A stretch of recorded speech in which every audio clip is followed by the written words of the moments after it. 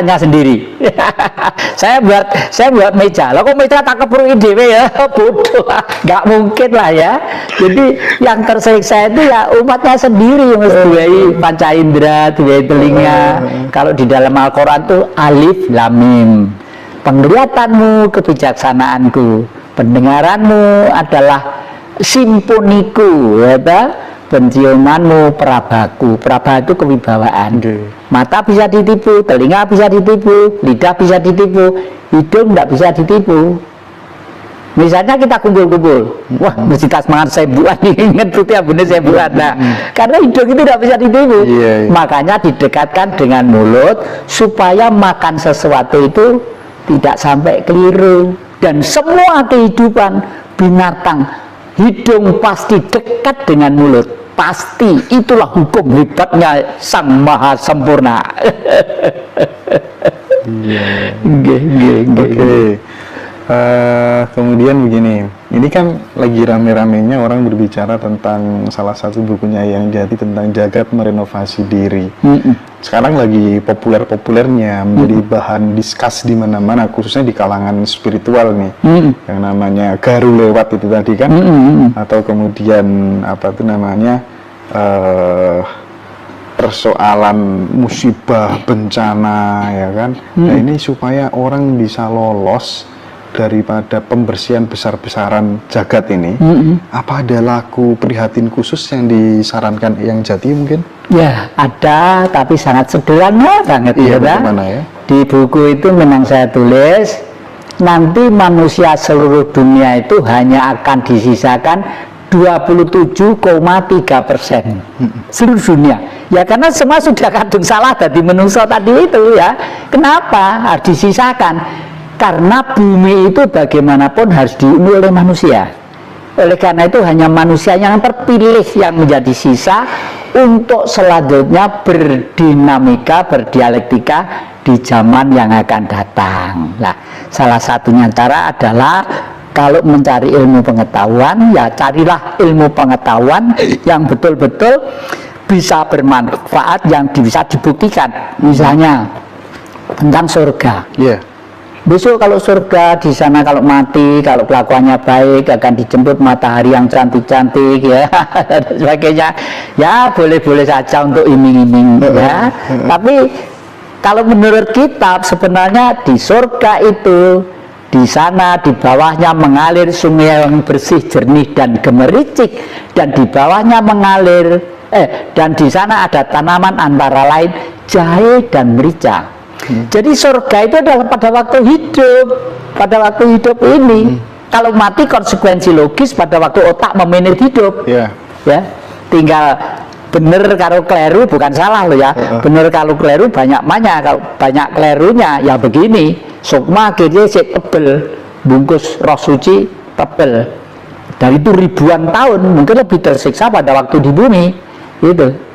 Jadi seperti itu. Jadi nah kebetulan saya itu di samping rajin baca buku-buku, saya itu pernah pengalaman mati 2 kali ya, 3 hari. Dari sanalah saya baru seyakin-yakinnya bahwa besok di dalam alam kematian itu tidak seperti diceritakan pada waktu hidup ini, ya. Karena konsekuensi logisnya itu dibawa oleh otak pada waktu berbentuk sukma. Di Quran sendiri kan juga dikatakan bahwa sesungguhnya nanti manusia itu akan dibangkitkan di bumi ini. Jadi surga nggak masuk akal kalau di langit. Langit itu tidak ada apa-apa, tidak ada apa-apa. Ya cuman sudah menjadi doktrin gimana ya yang ya itu teori ribuan tahun yang lalu masih ngotot disampaikan di zaman milenium. Jadi ya repotnya seperti itu ya. Rame-rame orang pada bicara tentang Ratu Adil, bicara tentang Satrio Piningit hingga harta karun Bung Karno. Menurut pandangan subjektivitas saya justru spiritual ketika diarahkan ke sana membuat bangsa kita menjadi pemalas dan penghayal, tidak seperti layaknya di Cina, di negara-negara maju yang lainnya, menggunakan spiritual, kekuatan leluhurnya, aksi nyata, konkret yang bermanfaat untuk dunia. Mereka lahirlah penemu-penemu, peneliti-peneliti hebat. Apa tanggapan yang terkait hal itu? Ratu Adil, Rat itu bumi, Adil jelas ya. Adil itu adalah keseimbangan, keselarasan, keserasian. Jadi pada waktu bumi itu sudah dalam titik tertentu, membutuhkan keselarasan, keserasian yang akan dibawakan oleh seseorang. Bahasa saya, seseorang. Nggak mungkin inisiatif itu berangkat tadi 2 kali ya. Jadi 2 orang bersama-sama, tahu-tahu saya pengen membuat kamera, orang 2 bareng-bareng, nggak mungkin, mesti dari seseorang. Mbah nalika mandi di sungai atau di kolam, loh gambar saya kok ada. Kalau begitu, kalau saya buat kaca untuk menangkap gambar orang bisa kali ya gitu ya. Baru dikembangkan yang lain-lainnya gitu ya. Jadi oleh karena itu adil itu adalah suasana, dan setiap kurun waktu tertentu itu kenapa jam itu kok mesti angka 12? Yang membuat jam itu juga Nabi menurut saya, ya toh? Seluruh dunia loh. Betul. Jam itu sampai 12. 13 itu dari rekayasa baru ya. Jam 1 siang, tapi 12 dimanapun, artinya orang yang membuat itu sinarnya adalah petunjuk dari Sang Maha Gaib untuk supaya hidup tertata dan rapi. Nah, hari ada 7 bulan wong Jawa mengenal yang namanya pitonan. 7 tahun windu, 70 tahun rata-rata umurnya orang. 700 tahun mau tidak mau zaman harus ganti. Nah, pada waktu zaman harus ganti dan semua manusia masih dalam kegelapan pemikiran, itulah berkhayal mendambakan suatu sosok yang namanya Ratu Adil dan Satrio Piningit. Kalau dulu zaman Satrio dulu, Satrio Piningitnya mungkin Tuhan Yesus, Satrio Piningit, Bung Karno, Satrio Piningit, Brahmana, Abraham, Satrio Piningit, mungkin seperti itu ya. Jadi sebenarnya itu bisa Satrio Piningit itu bisa ke semua orang yang kemudian dipilih Tuhan, bisa ke semua orang. Bisa. Tidak hanya satu orang gitu. Tidak hanya satu orang. Jadi untuk sebagai masternya mesti 1 orang. Oh, mesti 1 orang. Tapi kepada siapa saja bisa. Oh iya. Kepada adik-adik juru kamera, juru lighting ini mungkin bisa saja. Jadi memang dalam kondisi zaman tertentu dipilihlah 1 orang terbaik barangkali. Itu sudah hukum sejak ribuan bahkan jutaan tahun yang lalu ya. Kemudian saya ingin tahu, selama mendalami dunia spiritual ini, kira-kira ada nggak yang pengalaman yang sangat misterius, tidak masuk akal, dan kemudian itu sampai terngiang-ngiang sampai saat ini tidak bisa dilupakan? Ada nggak kira-kira? Saya dulu yang namanya gaib itu kan sama sekali tidak percaya. Sama sekali tidak percaya. Karena memang sangat rasional barangkali dulu. Iya, dulu sangat nggak seneng gitu, karena waktu kecil kegemaran saya itu nonton film koboi, nonton film Roma yang gagah-gagah itu. Iya. Gara-gara sebuah gong, makanya saya simpan 1 gong itu untuk mengenang kecil saya. Setiap hari tertentu Mbah Putri itu selalu menyiapkan saji-saji untuk gamelan-gamelan itu, wayang-wayang juga. Gong itu namanya Mbah Jinggo. Itu senengannya itu rujak iya begitu. Lalu Mbah Grono itu buta raksasa gede itu, Ombo Karno itu senengannya dawet. Nah, suatu saat Mbah Jinggo itu dikasih rujak. Nah, saya anak kecil umur 3-4 tahun kan pengen saya minta pada Mbah Putri minta rujak. Saya dicowot-cowotin gini, enggak boleh, itu untuk Mbah Jinggo tuh. Batin saya besi gini, minta rujak dikasih, masa cucu gak dikasih. Jam 10 siang saya tidur di bawah gong, kaki saya tak tumpang nih gong gitu. Ayo nesu ada batin besi, masa iso nesu. keluar harimau deh, kau gede harimau. Makanya rumah saya di sini di depan ada gambar harimau tuh. Kelihatan mata doir. Oh iya, siang jam 10 itu keluar harimau, waduh ngejar-ngejar saya lari-lari, terus lari ke tempat tidurnya Mbak Putri di Sanan Wetan Blitar sana, terkencing-kencing di situ tuh, wah ada macan dah gitu.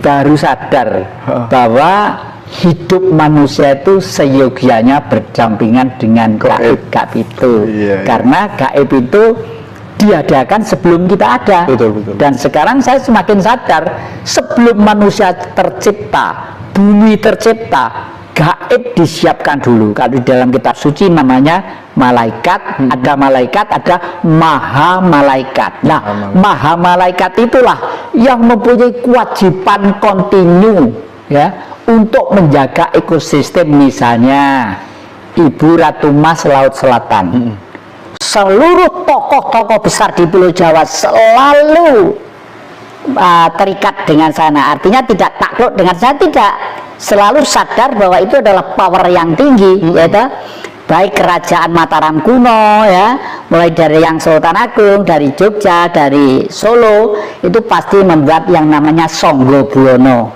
Dari situlah beliau itu selalu berkomunikasi secara batin, dan beliau pun juga bisa memenuhi yang dikehendaki. Dan saya punya bukti bahwa tahun 2008 di pantai selatan saya membakar 3 dupa untuk mohon kepada Sang Maha Pencipta, mudah-mudahan berkenan Ibu Ratu Mas Laut Selatan memberi tahu kepada kami berdua dengan adik saya, itu untuk berupa foto aja. Saya foto pada waktu itu belum musim HP, masih kamera gini ya, clak gitu, hasilnya bersayap kayak emas gitu ya, keluar dari laut gitu, yang dipajang di Puri ya. Ya, saya pajang di Puri sana itu. Jadi karena apa? Nah, itulah hebatnya orang Jawa. Tahun 65 sebenarnya armada 7 Amerika itu sudah beredar 7 kilo dari Cilacap. Rencananya kalau Bung Karno itu akan memerintahkan kepada pengikutnya, siapa yang berpihak kepada saya di belakang saya, yang tidak senang kepada saya berhadapan dengan saya, oleh Barat dibagi senjata dua-duanya A lawan B. Kalau sudah tembak-tembakan baru mereka mendarat. Di pantai selatan ini saya menyimpan dokumennya yang dikirim, saya punya murid di Amerika namanya Dr. Baker sama Yudit ya, dulu belajar tentang Jawa di sini. Dikirim fotonya bahwa di pantai selatan itu ada seorang putri berjalan pakai baju hijau klip-klip cantik begitu tahun 65, sehingga kapal itu nggak jadi mendaratkan, itu nggak jadi, lalu mundur lagi. Nah coba bayangkan, mulai Aceh sampai Irian Barat itu kalau di Eropa itu 13 negeri di sini satu negara. Kalau untuk menjaga negara yang kaya ini butuh angkatan laut berapa triliun dolar untuk membiayai itu. Cukup Ibu Ratu Mas Laut Selatan aja wong Jawa ngeblong dupa teluru, bangsane ning mburi ngono tentara tok. Iya, oke. Sebuah pemikiran yang sangat luar biasa dari yang Jatikusumo. Nanti ini menjadi dokumentasi yang akan dilihat oleh anak cucu kita. Ya, yang sekarang gini, apa sih sebenarnya yang menjadi sumber penderitaan manusia itu ya? Yang menjadi sumber penderitaan manusia secara umum adalah sistem. Ya, selama sistem itu masih tidak dirubah secara frontal dengan istilah revolusi, tidak akan selesai. Perubahan itu harus secara komprehensif dan holistik ya. Iya, betul ya. Karena apa? Karena sejak tahun 65 sampai sekarang masih banyak orang yang punya kepentingan, keuntungan untuk memanfaatkan kekayaan negeri ini.